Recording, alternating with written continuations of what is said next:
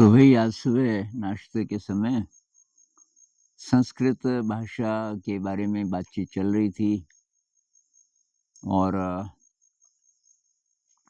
मुझे एक कहानी याद आई, मतलब सच्ची घटना। मैं जब कक्षा 5-6 में पढ़ता हूँगा, तो हमारे स्कूल से 1 डेढ़ किलोमीटर दूर एक बहुत प्रकांड विद्वान थे और वो फ्री संस्कृत पढ़ाते थे। तो उनके यहाँ 4-5 कभी-कभी 9-10 तक भी स्टूडेंट्स होते थे जो वहीं रहते थे। तो वो एक एक कोई था 25-26 साल का नौजवान और वो कंधे पे कुछ लेके जा रहा था। उसका वेट थोड़ा आगे की तरफ, थोड़ा पीछे की तरफ, एक बड़ा-सा थैला। मैंने किसी को पूछा, यार ये क्या लेके जा रहा है? कि ये राशन लेके जा रहा है। इसमें आटा वगैरह कुछ होगा। ये इसका कुछ महीनों का राशन है। तो तब मुझे पता चला कि बस वो बोलते हैं कि भाई अपने लिए भोजन ले आओ, क्योंकि वो तो मैं नहीं कर पाऊँगा, पर फीस नहीं लेते थे। कोई गुरुदक्षिणा दे दे तो दे दे। तो उनके 4 बेटे थे और चारों को उन्होंने इतनी संस्कृत सिखाई कि वो बहुत बड़े विद्वान बन गए चारों। तो उनमें से जो शायद सबसे छोटा था उनका बेटा, तो वो थोड़ा-थोड़ा एक्टिविस्ट टाइप का भी था। तो उसने बोला कि ये मैं नहीं मानता कि कोई ब्राह्मण और कोई हरिजन और ये ऊँच-नीच ये मैं नहीं मानूँगा। तो उसके पिताजी ने बोला, तब यार गाँव में रहना बहुत मुश्किल हो जाएगा, सब लोग हमारा विरोध करेंगे। उसने कहा मैं नहीं रहूँगा यहाँ। तो वो चला गया और इस बीच पिताजी की डेथ हो गई। उसको तो पता भी नहीं चला। काफ़ी सालों बाद वो आया घर, तो माँ थी, माँ भी ठीक-ठाक थी, हेल्दी थी, रही होगी में शायद 70s के आसपास, लेकिन हेल्थ अच्छी थी माँ की। और तब माँ ने ऐसे ही बात-बात में बोल दिया कि तू विद्वान तो है, लेकिन पैसा तो तू कमा नहीं सकता, तो फ़ायदा क्या हुआ तूने इतनी संस्कृत सीखी? उसने बोला, माँ तू ऐसा क्यों बोल रही है? अरे कि कभी तूने 1 भी रुपया खर्च किया मेरे पे? कि तूने कभी बताया ही नहीं? कि बताना कहाँ था? तू तो चला गया था। वैसे मुझे ज़रूरत थी नहीं पर मतलब पैसा तो तू नहीं कमा सकता ना? उसने कहा, माँ तू बता, तुझे अगर कोई ऐसी चीज़ चाहिए जिसमें पैसे की ज़रूरत हो, तो तब पता चलेगा ना। उसने कहा, बेटा इच्छा तो मेरी थी कि मैं सारे ये तीर्थ स्थान जितने हैं भारत के, उनको घूमूँ। तो बोल घुमा सकता है? हँसते हुए बोली वो माँ। माँ को पता था कि ये इसके बस का तो है नहीं। उसने बोला ठीक, बस कल सुबह चल पड़ेंगे हम। तो माँ ने भी सोचा मज़ाक कर रहा होगा। अगले दिन सुबह बहुत जल्दी उठ के कि माँ तैयार है? तैयार हो जा और नाश्ता वगैरह खा के हमको चलना है। तो जहाँ बस स्टैंड था, तो 4 या 5 किलोमीटर पैदल भी चलना था। तो उसने कहा चल जल्दी चल। माँ ने बोला तेरा दिमाग खराब है? अरे इतना ज़्यादा खर्चा, तेरे पास एक भी पैसा नहीं। अरे उसने कहा सब हो जाएगा, तू चल ना, मैं हूँ तेरे साथ। चल पड़े साहब। तो सुबह वो 10 साढ़े 10 बजे तक वहाँ पहुँच गए जहाँ बस स्टैंड था। एक छोटा-सा बाज़ार था, मतलब 20-25 शॉप्स भी थी वहाँ और अभी बस आने में भी थोड़ा टाइम था। तो सारी दुकानें खुल गई थी। काफ़ी लोग थे, कुछ सामान खरीदने वाले, कोई बस पकड़ने वाले। और इसने ये संस्कृत के श्लोक, आवाज़ बहुत कमाल की थी, तो श्लोक गाने शुरू किए। ऐसी आवाज़ लोगों ने सुनी नहीं थी।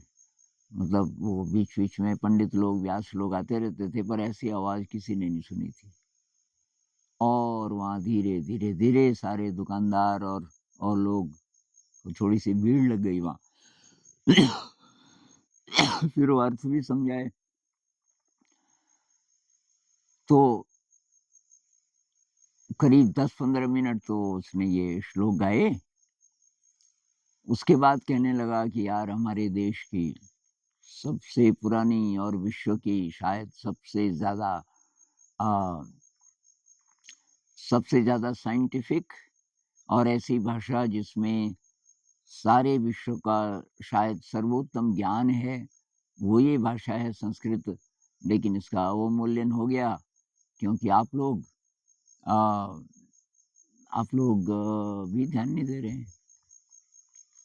तो कि अब देखो मेरी माँ कहती है कि मुझे संस्कृत तो आती है लेकिन मैं पैसा नहीं कमा सकता और माँ चाहती है कि सारे तीर्थ घुमाऊँ मैं उनको।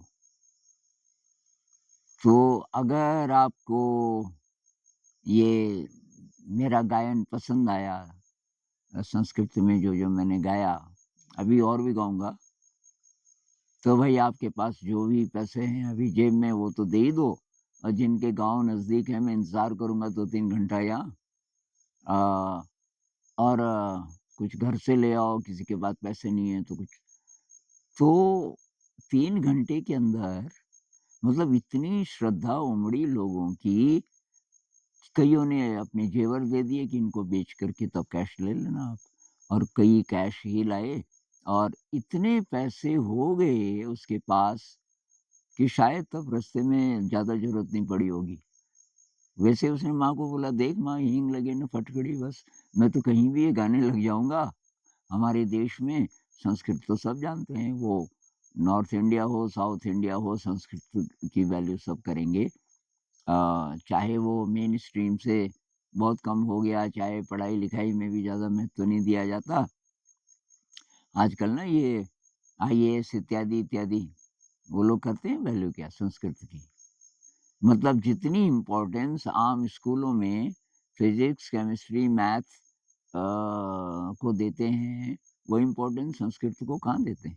संस्कृत की कोई ट्यूशन पढ़ता होगा? संस्कृत को तो मतलब पीछे रखा हुआ है। दूसरी तरफ हम कहते हैं कि हमारा देश और ये संस्कृत भाषा इतनी उन्नत और वेद और उपनिषद इसी में लिखे गए हैं।